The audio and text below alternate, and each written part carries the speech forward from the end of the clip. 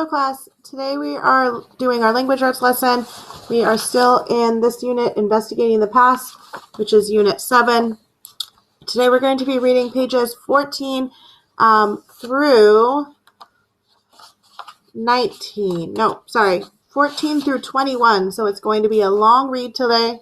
That's 7 whole pages. That's a lot to go through. We're going to be focusing on not looking at every single paragraph and finding an important detail, but trying to find one important detail on each page, just what we learned, basically the gist of each page as we look at each section of the text. Today we're reading a nonfiction text. That means that it's actually a reference text. It teaches us about different types of primary sources.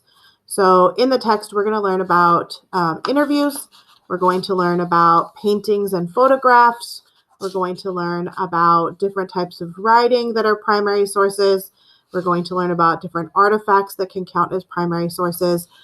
And finally, we're going to talk about how we use primary sources to help us to do research. Later this week, I'm going to post a video on a project that you're going to do based on the story, which is on page 22, called Grandpa's Treasure Box. And you guys have the opportunity, this is optional, but it's something you can do, to gather some primary sources in your home to do this project. So stay tuned tomorrow and listen to the video about how you're going to do that project and what kind of objects you could put into your own treasure box. Here we go. Okay. Read. So today we're reading this text called Primary Sources. It's a text that tells us all the different types of primary sources. Primary sources are what historians use to get information about the past. So we're going to learn a little bit more about that in the introduction, and then we're going to continue to read, and we're going to read each section that shows what a primary source is. Before we begin, I want to talk about looking at an informational text and what strategy you can use. So when we're looking at an informational text, we want to look at the different areas of the text that tell us information that help us understand the text. So I'm going to circle or highlight or mark up some of this page. You can follow along and mark it as well, just so you can remember what the different parts of a text are. So the first thing I see in the text is up at the top, and it says the word primary sources. This is called a title. So I put a box around that, and I'm just going to label it with the word title. So this is the title of the article. And next, underneath the title is the author's name. So if we look under the title, we can see right here is the author's name. And the author in this case is called Margaret McNamara. She wrote this article that tells us information about primary texts or primary sources. Next, we have headings. So there are different headings in the text. And we can actually see 2 headings in this text. Right here on page 14, there's a heading that shows introduction. And here on page 15, this heading shows the word interview. These are the headings of the article. So we have the title and the headings. So I'm going to also label those parts. So we have the author's name,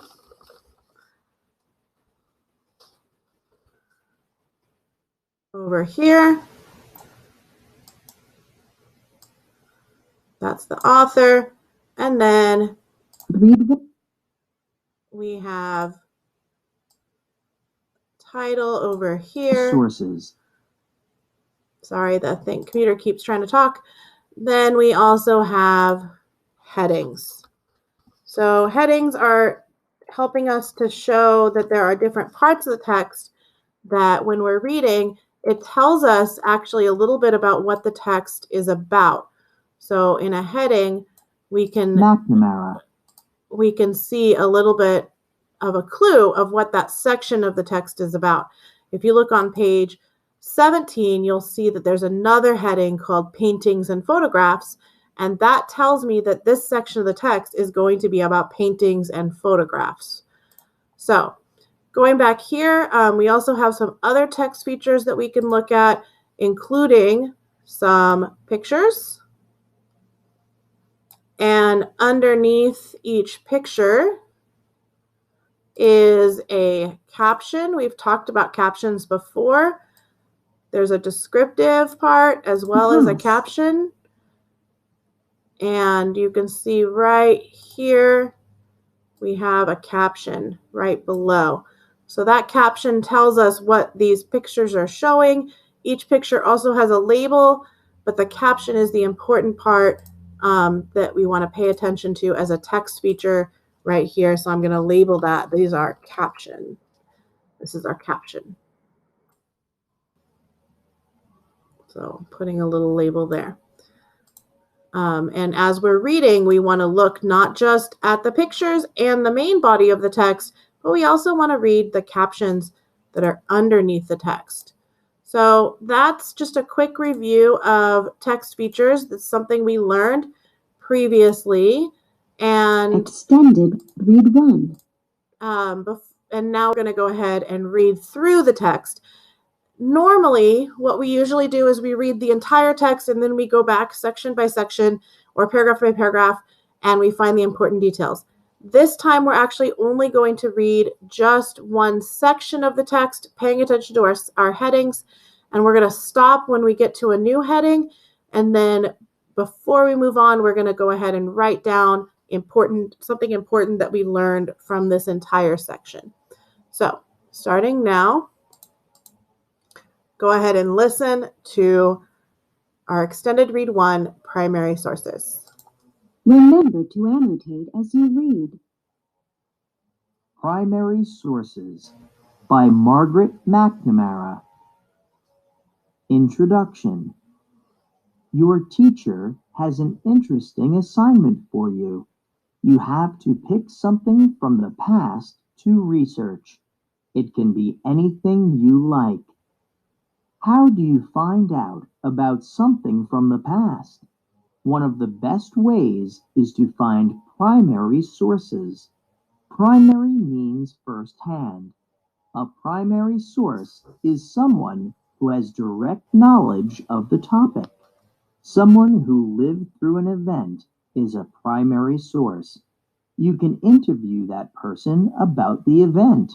You can also look for paintings, photographs, writings, and artifacts. Artifacts. Photograph. Letter.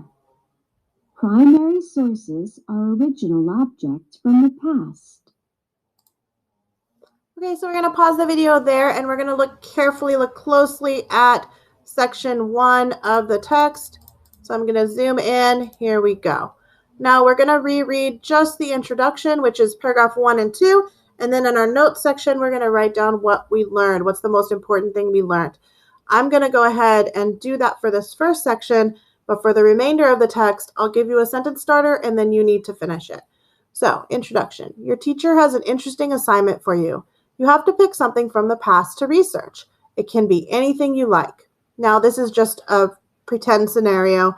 We're not going to be doing a research project. If we were at school, we would be. We were going to do an animal research project, but we're not going to be doing a research project right now.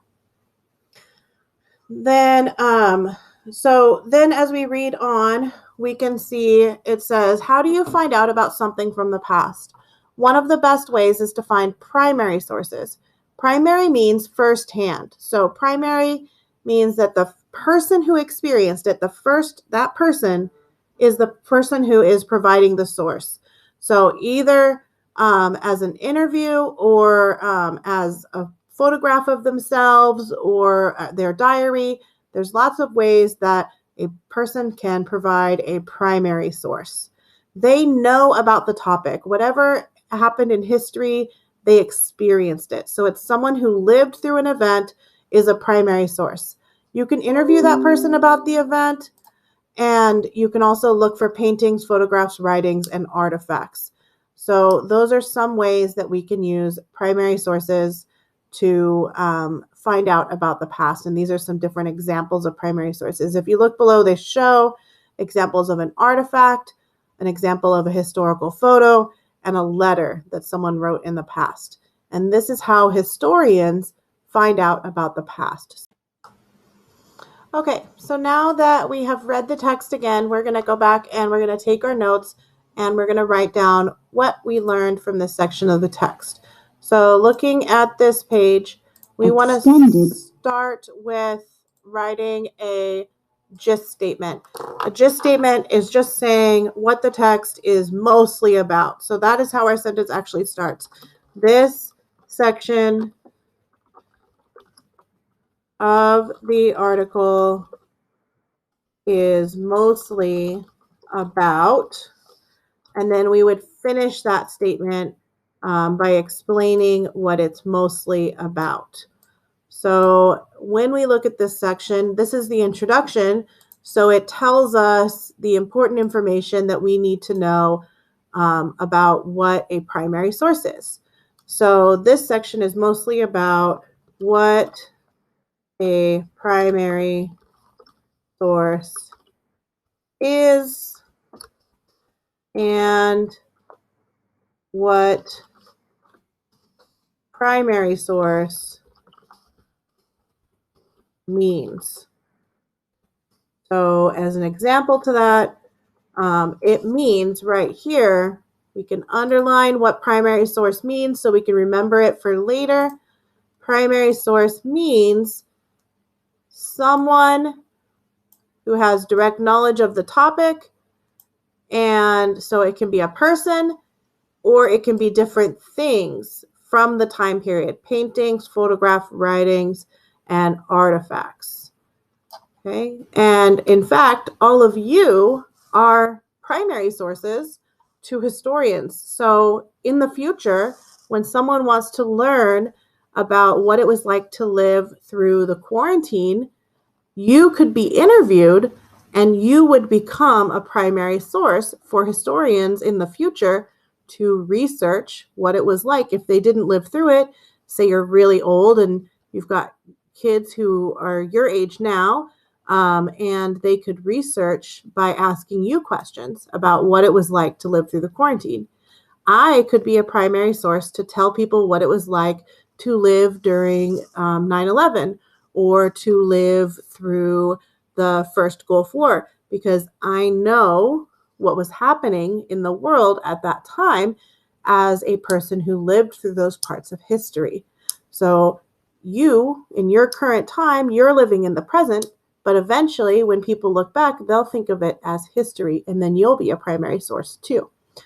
Next, we're going to read specifically about interviews. So looking here at sections 3 and 4, paragraphs 3 and 4 of the article, as well as going on to the next page, we're going to learn about interviews. So hopefully Extended we'll read. Interviews. There we go. Suppose you want to research your family's history. You can interview members of your family. They are primary sources of information for your topic. An interview is when you ask someone questions. Be sure to make a list of questions before you begin an interview. Also, be sure to listen carefully to the person's answers. What he or she says may lead you to ask new questions. Don't be surprised if you find out something you hadn't expected. Okay, so in this section of the text, they explained how to do an interview or what an interview is. So that's the question I'm going to ask you to answer in your notes. So I want you to write at least 3 steps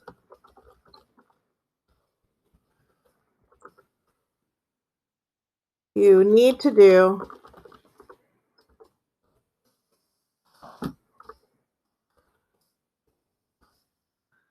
in an interview? So I'm going to put that question here, and then you are going to answer that question in your notes and also underline the information they give you in this text that shows the 3 steps that you need to do in an interview. So we have step 1 in your notes you're going to write down, step 2, and step 3. What do you need to do in an interview? If we go back to the text, we can find that information by underlining in the text, and we can write down what we need to do in an interview. So if you were going to interview someone in your family, what do you need to do? Well, first it says here, you ask someone questions, okay? Oh, it says be sure to make a list of questions before you begin an interview. So in your own words, that's a detail you could write down. It also says here you need to listen carefully to the person's answers. And then you might want to ask new questions. So all the information you need is right here in paragraph 4 to help you answer. Write the 3 steps down that you need to do in an interview. So hopefully you have paused the video. If you did not pause the video, go ahead and pause the video now and write down your 3 steps. Okay, moving on. If you didn't finish, keep us on pause until you're done. So if you look here, there's a little guide here that says the 5 W's and 1 H. So this is how we can make a list of questions. So if you were going to do an interview, these are some of the questions that you might want to answer in your article. It says, do what a reporter does and make sure to get answers to, say, who is this about? What is this about? When did it happen? Where did it happen? Why did it happen? And how did it happen? If you were writing a newspaper article of an interview, you would want to make sure to answer all of these questions. These are all really good questions when we are looking at a historical event to help us find all the information we need to understand the historical event. And it's also a good idea when looking at historical events that we don't just ask one person, because then you're only going to hear one part of the story. We also want to ask lots of different people. So when historians are trying to capture a historical event, they don't interview one person. They interview lots of people. They gather many different primary sources to help explain the historical event. We're going to move on to the next page, which is page 16. And there we go. Page 16, we're going to continue reading about interviews. It says, you might pick a topic that has been talked about in the news. Oh, I'm going to let it read for me. You might pick a topic that has been talked about in the news. A reporter's interview is a primary source. You can watch interviews on TV. You can listen to some interviews on the radio or the internet. You can read other interviews in newspapers or in magazines. Okay, so this section is just explaining the different ways that you can find interviews. Most interviews we see are on TV, or sometimes we read interviews. But we also have to remember when we're looking at interviews as a primary source, remember that they're interviewing people. And sometimes all people don't tell the truth. And that's why historians gather multiple interviews. So that way we can make sure that we hear the whole story and not just one person's perspective or one person's idea of what happened. And also, we can't always trust that the person being interviewed is going to be honest. So we always have to look for more primary sources to support what people say in interviews and make sure that they're telling the truth. Next, we're going to learn about a different type of primary source called paintings and photographs. Listen carefully as it reads and follow along with your finger. Paintings and photographs.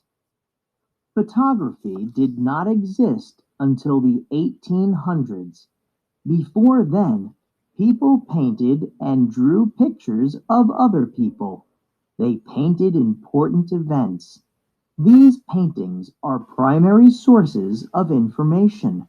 They show how people lived long ago.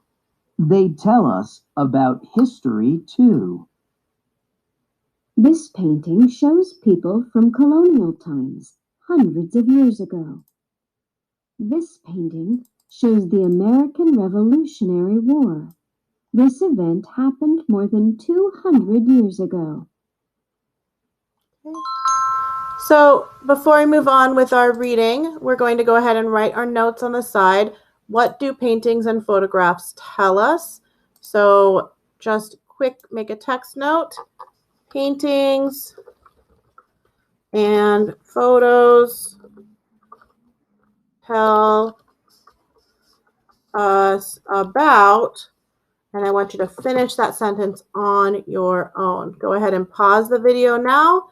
Read this section 6 again, paragraph 6 again, and finish that sentence. Paintings and photos tell us about. Finish the sentence 2. and explain what you've learned from paragraph 6.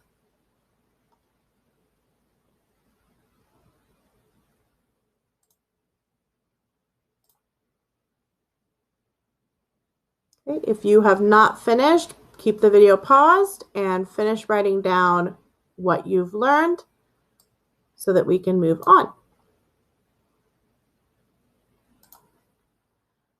Now we're going to go to page 18 and continue reading about photography.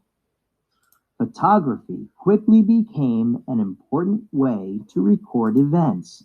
Almost every major event from the 1900s to today has been captured in photos.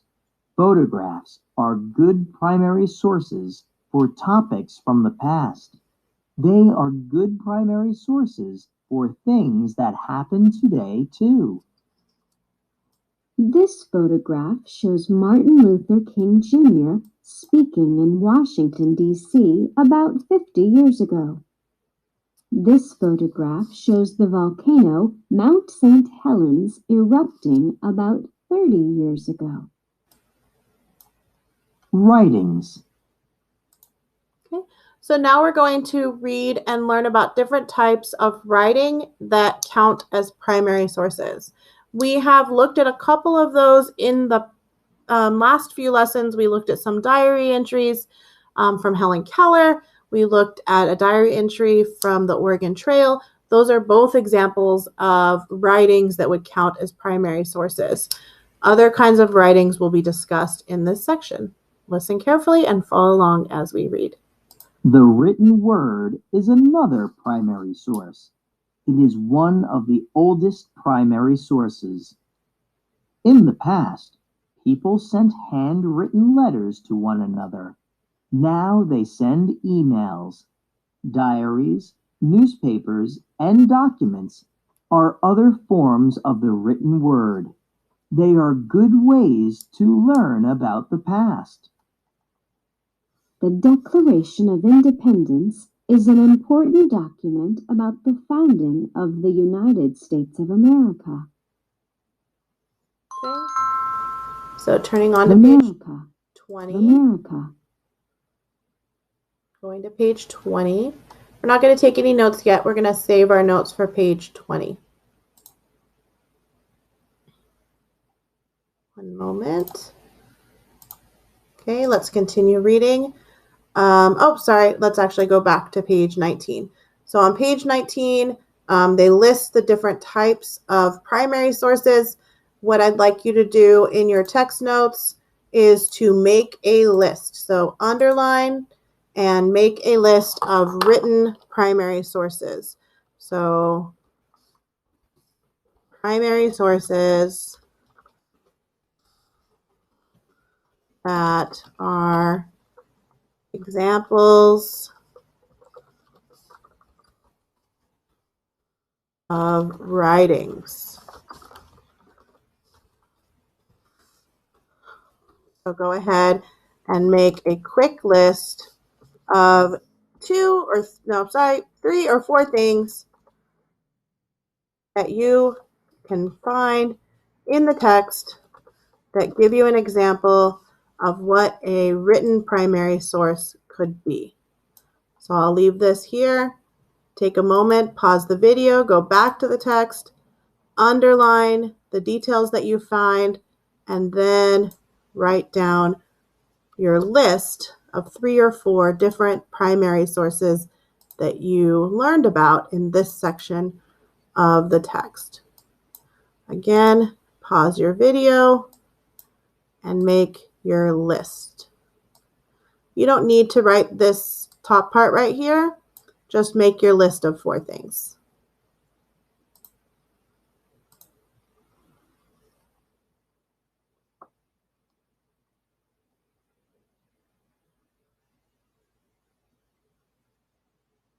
Okay, if you have not finished, pause the video again and continue keeping it paused until you're ready to move on.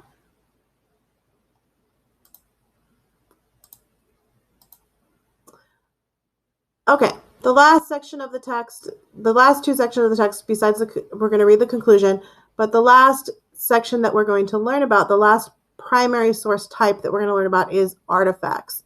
So artifacts can be any object that tell us about the past. You can see in the pictures up here, they have pictures of arrowheads that are made of bone, that are carved from bone. They have a picture of an ancient some kind of bowl or vase or something here. They have a bowl.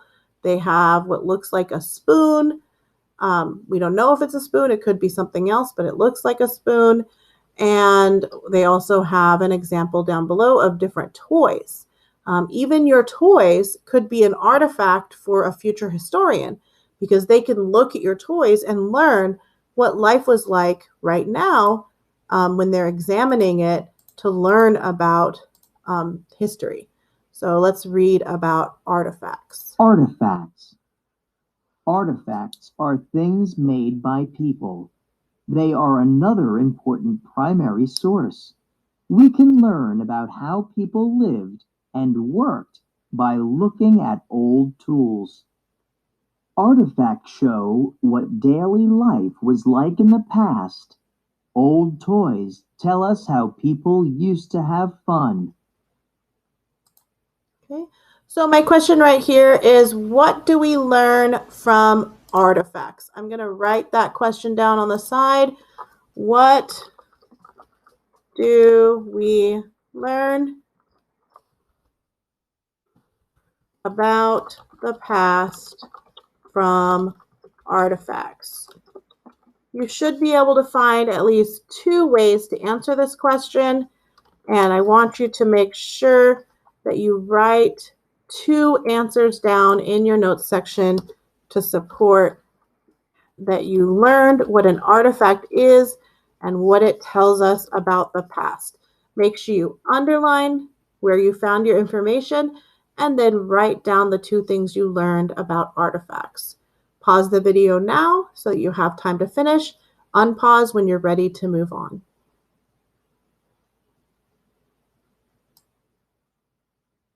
Okay, moving on. If you are not ready, please pause the video so that you can finish. These toys were made more than 50 years ago. Do they look like today's toys? Conclusion. A primary source is directly connected to the topic you are researching. A primary source offers first-hand knowledge of a topic. Interviews can be primary sources. So can paintings, photographs, pieces of writing, and artifacts. Once you decide on a topic, primary sources will get you started on your journey into the past. Artifacts. Interview. Painting. Writings. Photographs. Okay, that is the end of the article. Before we move on, I want you to think about the following question. If you needed to make a project to show artifacts from this historical event being quarantined, what kind of stuff would you gather? So on the notes section, I want you to actually make a list of what you would put in a poster or in a book if you were writing a book about your experience from this time in the past. So one thing, I'll do an example of my list, and then you can make your own list. Writings. So hopefully I can get it to do a new text box. All right, here we go. So here is my list. I want you to try to list at least 4 things that you would put to give future historians a picture of what your life is like right now living through this historical event, being in quarantine. So here's my list. I would probably put my webcam, because I don't think I have used my webcam ever before having to teach online. So I would put that in my list of a primary source as one of the tools that I used to live through the quarantine. Also, I might make a list of all the Netflix shows that I've watched.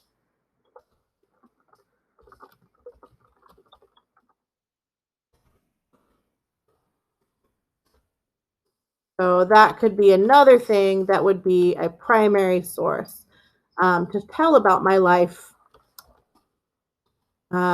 in this time. I might also put pictures of baking projects. So I've been making different things. I've been baking them and using that as a way to fill my time. And then I also might include a photograph of my puzzle that I was working on. So a photograph of my puzzle. So there's some examples of things that I would include if I was providing some primary sources, different artifacts, photographs, writings. Another example would be one of my video lessons. So that would be a primary source that tells a little bit about what life is like right now to historians in the future. So think of your great-great-grandkids when they're trying to learn about what life was like during the quarantine. What would they want to see? So these are my things that I would list. Think about your own list and make your own list of at least 3 or 4 items that you would include as a primary source item, either artifacts or something you could write, something you could draw, something you could take a picture of, that tell historians about what life is like right now, because you are living through a historical event. That's all for our reading lesson today. When you're finished, we are going to look at page 22. And on page 22, after you've finished writing down your list on page 21, on page 22, it shows toys. On page 22, there's a graphic organizer that we can look at, and we're going to use that to just show what you learned from the article. So this will be something you're going to do on your own, but I'll go ahead and show it to you really quickly. Actually, it's page 23. Sorry, page 23. So on page 23, you're going to look, we're going to skip page 22 for today, and you're going to look at this blue box with the 4 sections, and you're going to answer these questions about the article that you read, that we just read about primary sources. So the first question is, what is a primary source? Second question, how is an interview a primary source? What they mean is, why is an interview an example of a primary source? What makes it a primary source? So you're going to go back to the section on interviews and read, why is that a primary source? This question again, what conclusions can you draw from a primary source? I really don't like that question for second graders. It's really too hard for you guys to answer on your own. So we're going to change that question. And instead, we're going to answer the question. So I'm going to cover it up.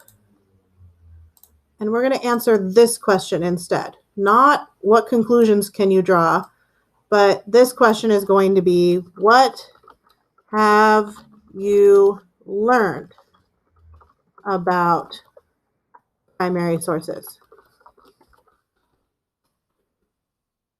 That's the question that I want you to answer in this section. It means the same thing, but that's what you need to answer. What have you learned about primary sources? And the last question, why do people study primary sources? Finally, if you look below these two sections on the bottom, you're going to skip them. We don't need to do that. We're only doing this box. So here's your 4 questions. Pause the video. This should be done after you've done all the other notes and all the other reading. You should probably read the article one more time before you do this. This should be done last. This is the last thing that you need to do. If you have finished this, then go ahead and move on and have a great day. But pause the video so you can get page 23 done. I will see you guys tomorrow to tell you more about your historian project.